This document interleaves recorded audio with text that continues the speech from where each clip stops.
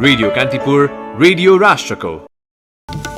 Lockdown सुरु भए लगत्तैको स्वास्थ्य सामग्री खरिद अनियमितता प्रकरणमा उपप्रधान एवं रक्षा मन्त्री पोखरेलको संलग्नताबारे छानबिन हुने, पोखरेलले तत्काल खरिद गर्न निर्देशन दिएकाले प्रक्रिया अगाडि बढाएको खरिदमा संलग्न अधिकारीहरूको भनाई। जातीय विभेद र छुवाछुतका कारण रुकुम पश्चिममा 6 जनाको हत्या भएको संसदीय समितिको निष्कर्ष समितिले तयार पारेको प्रतिवेदनमा भनिएको छ। जाजरकोटका 18 युवाले गाउँ छाडेपछि संगठित रूपमा स्थानीयले आक्रमण गरेको देखियो। लेकाली क्षेत्रमा पाइने यार्सा गोममा जोखिम उन्मुख जडीबुटीको सूचीमा अत्यधिक संकलनका कारण संवेदनशील अवस्थामा पुगेको अन्तर्राष्ट्रिय प्रकृति संरक्षण संघको भनाई। हङकङलाई दिँदै आएको विशेष अधिकार खोज्ने निर्णयमा अमेरिकाका राष्ट्रपति ट्रम्पद्वारा हस्ताक्षर, चिनिया हुवाईका 5G उपकरण प्रयोगमा बेलायतमा प्रतिबन्ध र इङ्ग्लिस प्रिमियर लिग फुटबलको पछिल्लो खेलमा नर्विच विरुद्ध चेल्सीको संघर्षपूर्ण जित, एटलान्टा सिरी ए फुटबलको दोस्रो स्थानमा उक्लियो। नमस्कार, कान्तिपुर डायरीबाट साथी प्रकाश अनि तेजेन्द्रको समाचार अब विस्तारमा। लकडाउन सुरु भए लगत्तै स्वास्थ्य सामग्री खरिद अनियमिततामा उपप्रधान एवं रक्षा मन्त्री ईश्वर पोखरेल समेत तानिनु भएको छ। खरिदमा संलग्न प्रमुख 3 अधिकारीले पोखरेल नेतृत्वको कोभिड-19 संक्रमण रोकथाम तथा नियन्त्रण उच्चस्तरीय समन्वय समितिको निर्देशन अनुसार हतारमा खरिद प्रक्रिया अघि बढाउनु परेको बताएपछि संसदको सार्वजनिक लेखा समितिले उहाँलाई बोलाउने भएको हो। लेखा समिति सभापति भरत कुमार शाहले कान्तिपुरसँग भन्नुभयो, स्वास्थ्य सामग्री खरिदका विषयमा बुझ्न उच्चस्तरीय समन्वय समितिका संयोजकलाई बोलाउँछौं। आफ्नो अधिकार नै नभएको छलफलमा सहभागी भएका कारण स्वास्थ्य मन्त्री भानुभक्त ढकाल यसअघि नै औषधि खरिदको अनियमिततामा जोडिसक्नु भएको छ। कागजी रूपमा नीतिगत निर्णयमा मात्र संलग्न भएका उपप्रधानमन्त्री पोखरेललाई हिजोको लेखा समिति बैठकमा प्रमुख 3 अधिकारीले तानेका हुन्। लेखा समितिको बैठकमा हाल प्रधानमन्त्री तथा मन्त्री परिषद कार्यालयमा सरुवा भएका तत्कालीन स्वास्थ्य सचिव यादव कोइरालाले गत चैत्र 11 गते उच्चस्तरीय समन्वय समितिबाट निर्देशन प्राप्त भए अनुसार प्रक्रिया अघि बढेको बताउनु भएको थियो। उहाँले भन्नुभयो, निर्देशन प्राप्त भएपछि आजै बेलुकी सूचना जारी गर्ने, भोलि वार्ता गर्ने र 15 गते भित्र खरिद गर्ने भन्ने भयो। हतारमा मन्त्रीज्यूले सूचना जारी गर्नु भन्नु भएको थियो। वार्ता समिति गठन गरियो र खरिद पनि गरिएको थियो। उहाँले उच्चस्तरीय समितिको निर्देशनमा वार्ता टोली गठन भएको बताउनु भयो। स्वास्थ्य सेवा विभागका तत्कालीन महानिर्देशक महेन्द्र श्रेष्ठले पनि सोही विषय दोहोर्याउनु भएको थियो। उहाँले विशेष परिस्थितिका कारण हतारमा खरिद गर्नु परेको उल्लेख गर्नु भएको थियो। उच्चस्तरीय समितिले तत्काल खरिद गर्न निर्देशन दिएकाले स्रोत र सामानको दर यकिन नहुँदा समेत खरिद प्रक्रिया अघि बढाइएको उहाँले स्वीकार गर्नुभयो। खरिदमा संलग्न भएका कारण आलोचित स्वास्थ्य मन्त्रीका विज्ञ सल्लाहकार डाक्टर खेम कार्कीले पनि समितिको निर्देशनका कारण हतारमा खरिद गर्नु परेको र त्यसैले गर्दा आफू संलग्न भएको बताउनु भएको थियो। उच्चस्तरीय समन्वय समितिले गठन भए लगत्तै स्वास्थ्य मन्त्रालयको नियमित काममा हस्तक्षेप गर्न निर्देशन दिएको थियो। प्रधानमन्त्री केपी शर्मा ओलीले भगवान श्रीरामको जन्मभूमि अयोध्या नेपालकै भए पनि भारतले विवादित अयोध्या खडा गरेर नेपाललाई सांस्कृतिक अतिक्रमण गरेको भनेकोमा चौतर्फी आलोचना उब्जिएपछि परराष्ट्र मन्त्रालयले यो भनाई राजनीतिक विषयसँग सम्बन्धित नभएको भन्दै स्पष्टीकरण सहित विज्ञप्ति निकालेको छ। भानु जयन्तीका अवसरमा अस्ति सोमबार बालुवाटारमा आयोजित समारोहमा प्रधानमन्त्रीले रामको जन्मभूमि अयोध्या नेपालको ठोरीको पश्चिमपट्टि रहेको दावी गर्नुभएको थियो। हिजो अपराह्न परराष्ट्रले 3 बुँदे विज्ञप्ति निकाल्दै प्रधानमन्त्री अभिव्यक्ति राजनीतिक विषयसँग र कसैको भावनामा ठेस पुर्याउने आशयमा व्यक्त नभएको उल्लेख गरेको छ। विज्ञप्तिमा भनिएको छ, श्रीरामको जन्मभूमिमा लिएर विभिन्न किम्वदन्ती र सन्दर्भहरू रहेको पाइन्छ। प्रधानमन्त्रीले यो क्षेत्रको गहन सांस्कृतिक भूगोलको अध्ययन अनुसन्धानले श्रीराम, रामायण र यहाँ जोडिएको धनी सभ्यताका बारेमा तथ्यहरू पहिल्याउन सकिने बारे बताउनु भएको थियो। विज्ञप्तिमा प्रधानमन्त्रीको अभिव्यक्ति अयोध्याको विशेषता र सांस्कृतिक महत्वलाई अवमूल्यन गर्नका लागि नभएको समेत उल्लेख गरिएको छ। भारतको उत्तर प्रदेश राज्यमा पर्ने अयोध्यामा त्रेता युगमा भगवान रामको जन्म भएको र रामराज्य रहेको विश्वास हिन्दू धर्मावलम्बीहरूले गर्दै आएका छन्। सांस्कृतिक परम्परा अनुसार विवाह पञ्चमीको दिन भारतको अयोध्याबाट सीताको जन्मभूमि नेपालको जनकपुरसम्म हरेक वर्ष जन्ती आउने परम्परा छ। यही परम्परा अनुसार प्रधानमन्त्री ओली र भारतीय समकक्षी नरेन्द्र मोदीले 2 वर्ष अघि जनकपुर अयोध्या यात्रु बस सेवालाई महत्वका साथ उद्घाटन गरेको परराष्ट्रले स्मरण गराएको छ। दुई देशबीचको सांस्कृतिक सम्बन्धलाई नेपालले उच्च महत्वका साथ लिने गरेको परराष्ट्रको विज्ञप्तिमा उल्लेख छ। अब कान्तिपुर सविस्तार। कान्तिपुर सविस्तार। प्रधानमन्त्री केपी शर्मा ओलीका पछिल्ला अभिव्यक्तिले मुलुकभित्रका राजनैतिक दल र आम मानिसको मात्र होइन छिमेकी मुलुकको समेत ध्यान केन्द्रित गराएको छ। बेला बेलामा विवादास्पद अभिव्यक्ति दिँदाएका प्रधानमन्त्री ओलीले अयोध्या नेपाली भूमि र राम नेपालकै भएको तर्क गर्नुभएको थियो। मुलुककै कार्यकारी पदमा रहेका व्यक्तिले दिने अभिव्यक्ति तथ्य र प्रमाणमा आधारित नहुँदा सिङ्गो मुलुककै छविमाथि प्रश्न उठ्ने गरेको विश्लेषकहरूको टिप्पणी छ। संविधान संशोधन गर्दा सबैको समर्थन पाएका ओलीले पछिल्लो समय विवादास्पद अभिव्यक्ति दिन थालेपछि पार्टी भित्रैबाट एक्लिन थालेका छन्। यद्यपि एकपछि अर्को गर्दै विवादास्पद अभिव्यक्ति आउन भने छोडेको छैन। प्रधानमन्त्रीका यस्ता अभिव्यक्तिलाई राजनीतिक वृत्तमा कसरी विश्लेषण हुन्छ त? राजनीतिक विश्लेषक पुरञ्जन आचार्य। प्रधानमन्त्रीको यो अभिव्यक्तिले नेपालको गरिमा, नेपालको प्रधानमन्त्रीको पद, यो सबै चाहिँ के छ भने हास्यास्पद भएर गएको छ। अब हामी नेपालीहरूलाई चाहिँ अब लज्जा भएको छ, लाज लागिरहेछ होइन। प्रधानमन्त्रीले चाहिँ अब किन यो सन्तुलन गुमाएको जस्तो किन बोल्न थाल्नु हो? अब यसले के देखिन्छ भने उहाँको प्रायोरिटी चाहिँ गखाडीको जस्तो भयो त, गाँजा खाएर चाहिँ बोल्न थाले जस्तो भयो। कालापानी, लिपुलेक र लिम्पियाधुराको भूभाग समेटेर संविधान संशोधन गरेदेखि नै नेपाल र भारत बीचको सम्बन्धमा चिसोपना आयो। यो बीचमा आफूलाई प्रधानमन्त्रीबाट हटाउन दूतावास लागि परेको कोरोना भाइरस रुगाखोकी जस्तै हो, बेसार पानीले निको हुन्छ, अयोध्या नेपाली भूमि र भगवान राम नेपाली हुन् भन्ने प्रधानमन्त्री सबैभन्दा बढी विवादित भनाइ हुन्।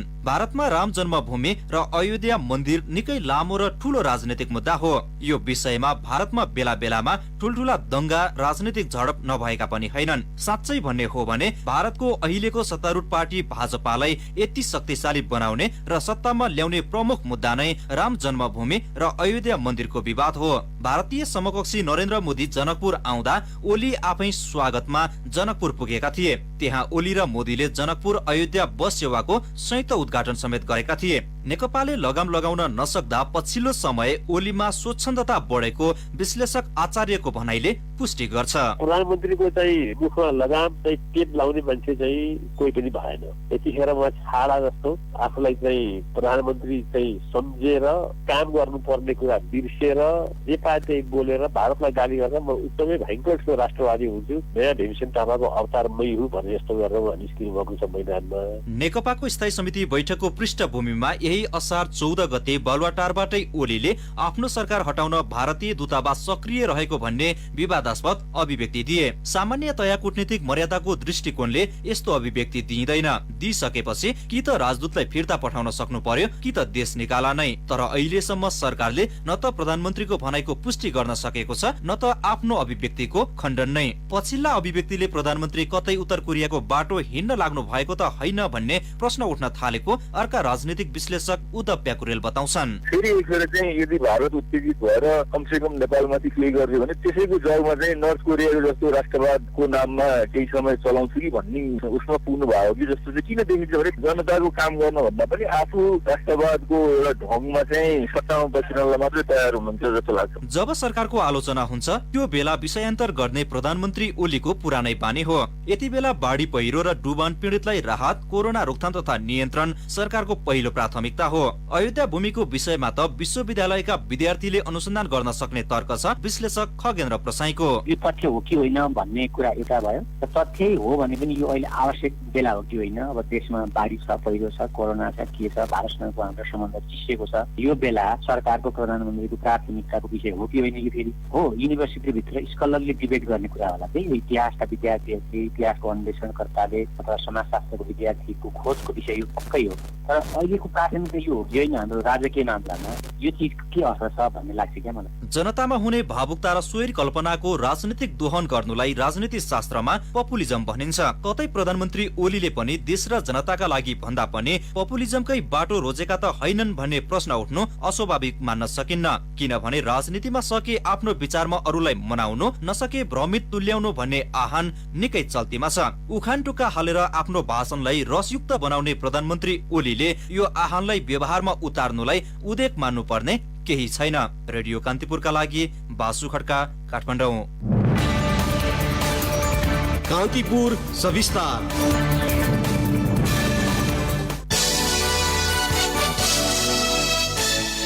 लेकाली क्षेत्रमा जथाभावी संकलनको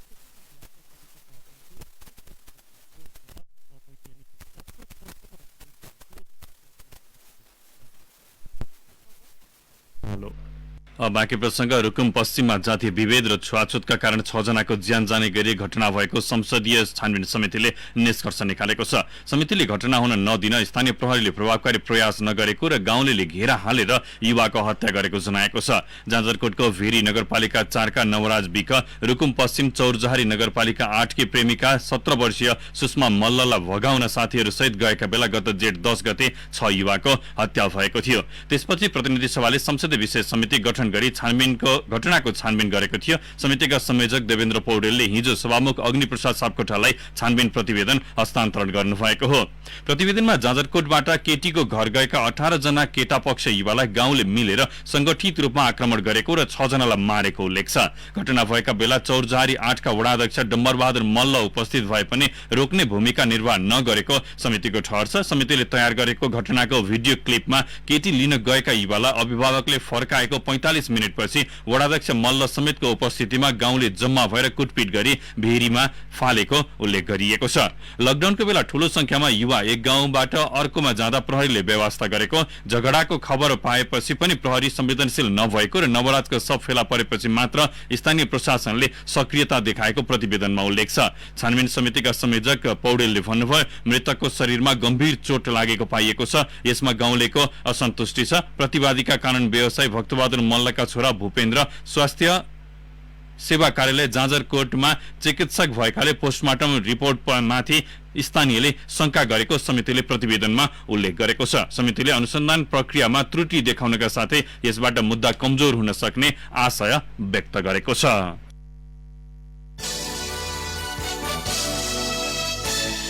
बहुप्रतीक्षित मिलम्ची खानेपानी आयोजनाको पानी राजधानीमा आउँदै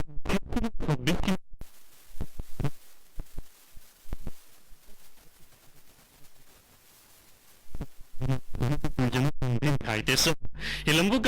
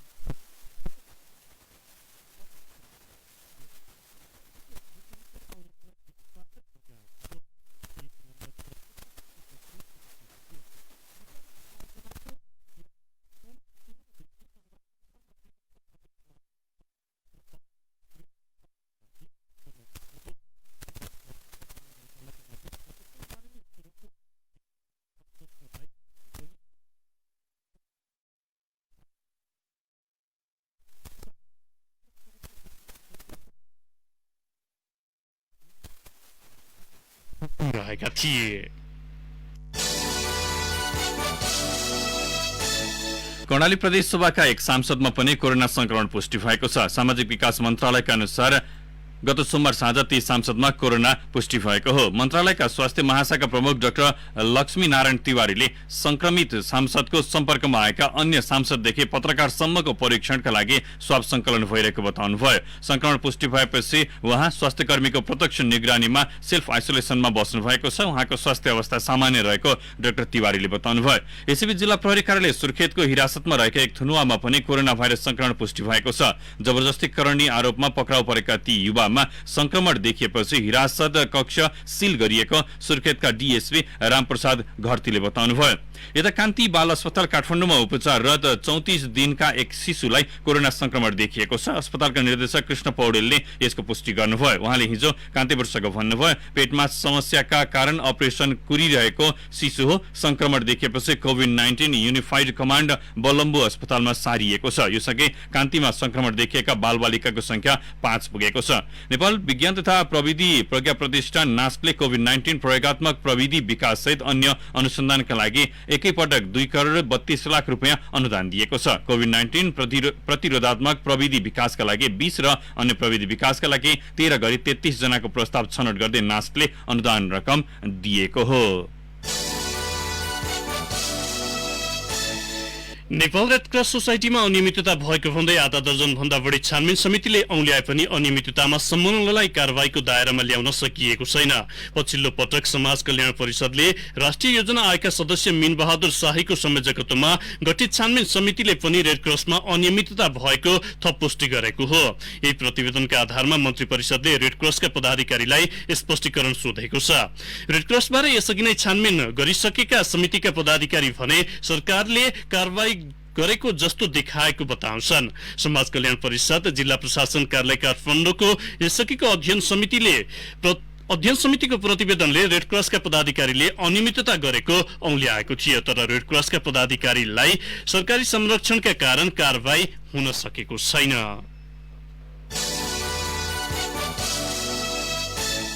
अब केही समाचार संक्षेपमा। भारतबाट मलखाद ल्याउन पाउनुपर्ने माग गर्दै सीमावर्ती क्षेत्रका किसान आन्दोलित बनेका छन्। भारतबाट कञ्चनपुरको दोधा र चाँदनीमा भित्रिएको मलखाद झोलुङ्गे पुल भएर ल्याउन पाउनुपर्ने भन्दै उनीहरू आन्दोलनमा उत्रिएका हुन्। किसानले हिजो मल ल्याउन पाउनुपर्ने भन्दै झोलुङ्गे पुलमै प्रदर्शन गरेका थिए। सार्वजनिक सेवा प्रसारणको मूल्य मान्यता विपरीत रेडियो नेपाल र नेपाल टेलिभिजनलाई आफ्नो नियन्त्रणमा कायम राख्ने गरी सरकारले सार्वजनिक सेवा प्रसारण विधेयक ल्याएको छ। सरकारी संचार माध्यमलाई सार्वजनिक संस्था बनाउनु पर्ने आवाज वर्षौं पहिलेदेखि उठ्दै आएको थियो। मानव तस्करको फन्दामा परेर खाडी मुलुक जाने क्रममा 8 महिना अघि पक्राउ परेका मणिपुरमा अलपत्र 21 महिलालाई हिजो बिहान स्वदेश फिर्ता गरिएको छ। उनीहरूमध्ये 17 जना दोस्रो या तेस्रो पटक विदेश जान लागेका थिए। 4 महिला मात्रै पहिलो पटक जान लागेका थिए। नेपाल उद्योग वाणिज्य महासंघको साउन 25 र 26 मा हुने निर्वाचनमा वरिष्ठ उपाध्यक्ष पदमा चन्द्रप्रसाद ढकाल सहितको प्यानलले उम्मेदवारी घोषणा गरेको छ। वरिष्ठ उपाध्यक्ष नै स्वतः अध्यक्ष हुने व्यवस्थाले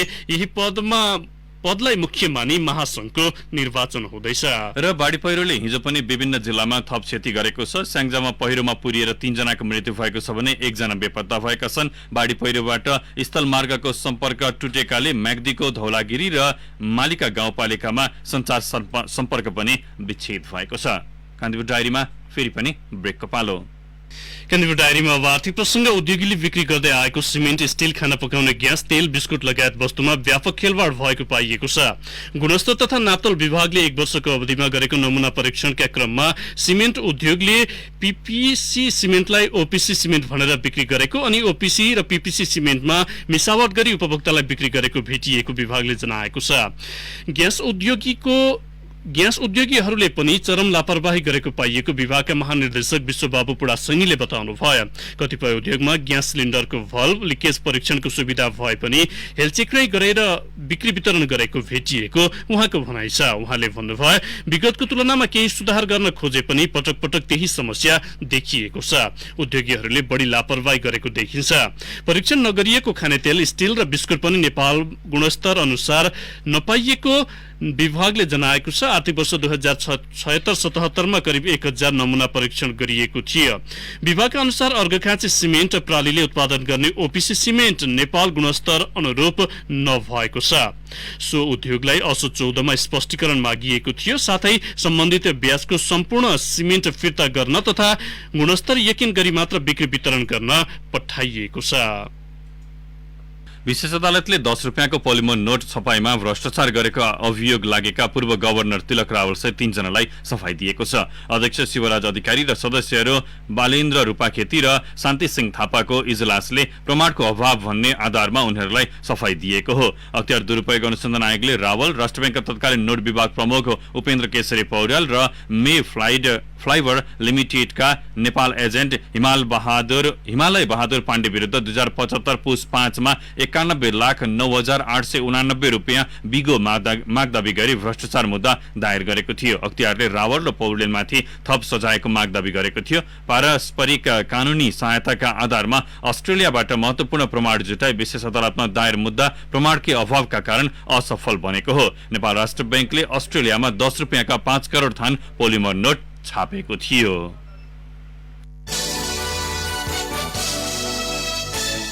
कान्तिपुर डायरीमा अब अन्तर्राष्ट्रिय प्रसंग अमेरिकाले हङकङलाई दिँदै आएको विशेष अधिकार खोज्ने निर्णयमा राष्ट्रपति डोनाल्ड ट्रम्पले हस्ताक्षर गर्नु भएको छ।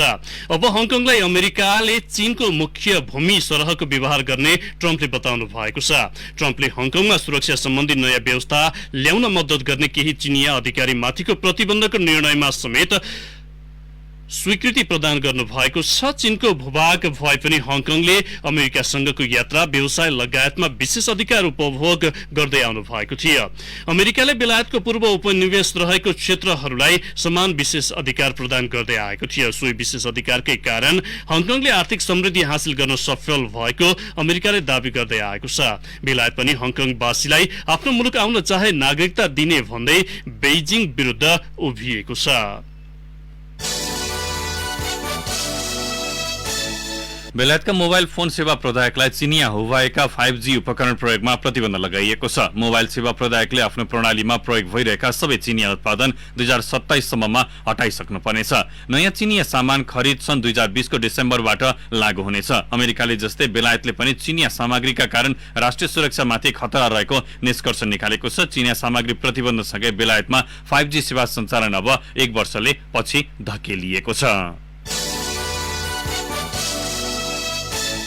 अब खेल प्रसंग इंग्लिश प्रिमियर लीग फुटबलमा नर्विच विरुद्ध चेल्सीले संघर्षपूर्ण जित निकालेको छ। जारी सिजन रिलिगेसनमा परिसकेको नर्विचलाई 1-0 ले हराउँदै चेल्सीले तेस्रो स्थानमा 4 अङ्कको अग्रता बनाएको हो।